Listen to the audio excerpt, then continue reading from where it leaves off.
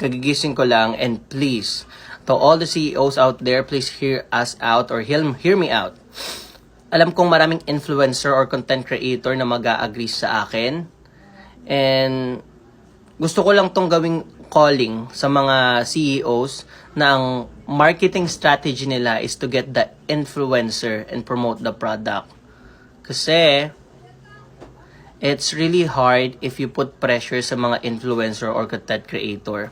Asking your influencer, bakit mababa yung sales nyo? I don't know. Hindi mo masasagot 'yan. Kasi as an influencer, as a content creator, what your part is to promote the product. Okay? Lalo na kapag kailangan ng draft or kailangan isend mo muna yung video na ipopost mo sa TikTok tapos in-approve. I think walang problema doon. Kasi I send the video, you approve the video, but asking me kung mababa yung sales, that is something I cannot answer. Kasi dalawang bagay lang yan. People will watch your video without buying, and people will watch your video and then they will buy.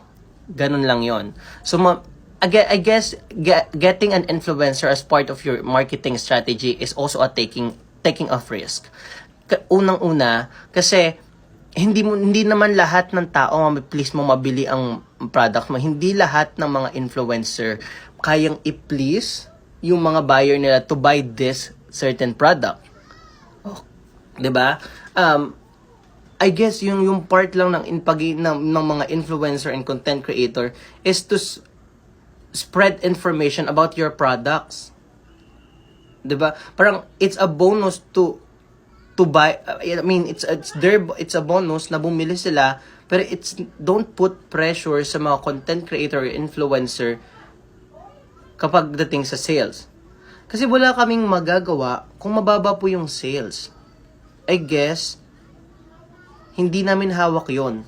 Ang hawak namin is to spread information about your product, and that's what you called promotion, endorsement.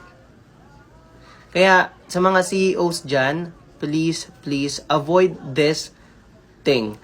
I guess, proper naman, hindi masama na magtanong na bakit mababa yung sales, but putting a pressure to an influencer kung bakit mababa yung sales is something na dapat nating iwasan. Kasi hindi yan yung pinag-agrihan nyo. Ang pinag-agrihan nyo lang is the influencer will follow the guidelines, promote the product, spread information, the benefits of the product, but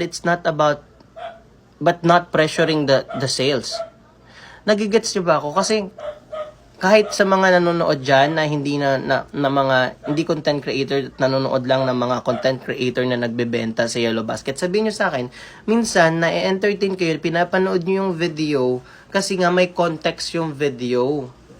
Nakakatawa yung video, pero hindi ibig sabihin nun na bibilin mo na yung nasa Yellow Basket.